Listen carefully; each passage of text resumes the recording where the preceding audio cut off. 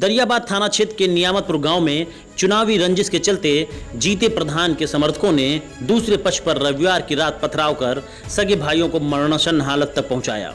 इस घटना के बाद गांव में अफरा तफरी मची हुई है और वहीं आरोपी मौके से फरार हो गए हैं। मामला नियामतपुर गांव का है, जहां गांव के निवासी रियाज की पत्नी पंचायत चुनाव में प्रधानी पद की उम्मीदवार थी, जिसमें उनकी हार हुई।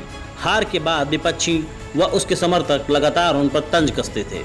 रविवार की रात भी विपक्षियों द्वारा रियाज अहमद पर तंज कसा जा रहा था, जिसका उसने अपने भाई के साथ विरोध किया, जिसके बाद विपक्षियों ने विवाद शुरू कर दिया। विवाद इतना बढ़ गया कि विपक्षियों ने गाली गलौज शुरू की। गाली गलौज के बाद पीड़ित ने गाली देने से मना किया तो विपक्षियों ने रियाज व उसके भाई पर पथराव शुरू कर दिया और हमला कर दिया, जिससे वहां हड़कंप मच गया। पथराव में रियाज को उसके भाई के साथ संभलने का मौका नहीं मिला, जिससे दोनों भाई घायल हो गए। दोनों भाई अचेत अवस्था में वहीं गिर गए। पीड़ित के परिवार वालों ने उपरोक्त घटना की सूचना 112 पर दी। वहीं मौके पर पहुंची पीआरवी ने घायलों का उपचार कराया। वहीं आपको बताना है कि स्थानीय पुलिस इस मामले को दबाने में जुटी है। लगातार सूचना और शिकायत के बाद भी पुलिस ने विपक्षियों पर कोई कार्रवाई नहीं की और उदासीन बनी रही। ऐसे में मनचलों का मनोबल बढ़ा हुआ है। वैसे पुलिस का इस रोल में, इस मामले में संदिग्धता के साथ अपनी भूमिका अदा कर रही है। इस घटना के बाद आरोपी गांव से फरार हो गए हैं और पुलिस आरोपियों की गिरफ्तारी भी नहीं कर सकी और ना ही उनका पता कर पा रही है। एसएस न्यूज़ भारत के लिए अतुल कुमार शुक्ला की रिपोर्ट। सर, मेरा नाम मिराज अहमद है।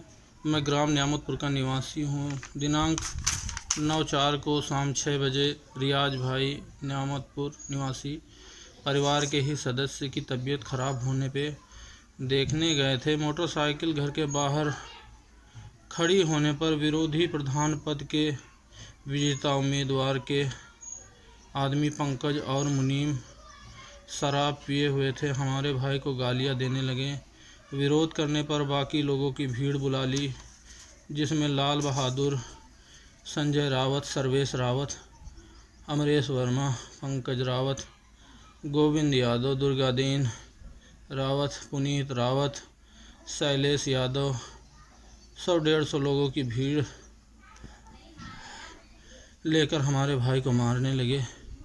जब उसे अज्ञात लोगों से ज्ञात हुआ, जब मुझे मालूम हुआ सर, तो हम अपने भाई को बचाने के लिए अपने परिवार के लोग पहुंचते ही उन्होंने सुनियोजित तरीके से हमें घेर लिया और ज़मीन पर गिराकर लात घूंसों से, डंडों से मारने लगे। किसी तरह रियाज भाई और हम निकलकर जान बचाने के लिए भागे तो पीछा करते हुए पत्थरों से हमला कर दिया। भाई ने हमारे घर में घुस गए।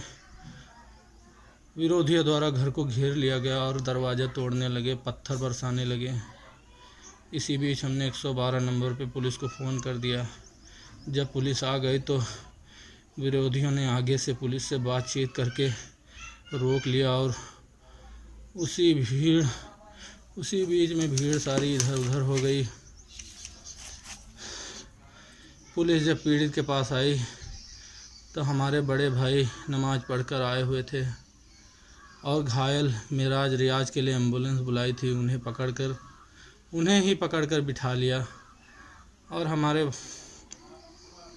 भाई जिनको चोट लगी थी उन्हें भी लेकर चले गए और पीड़ित पक्ष के 4 लोगों को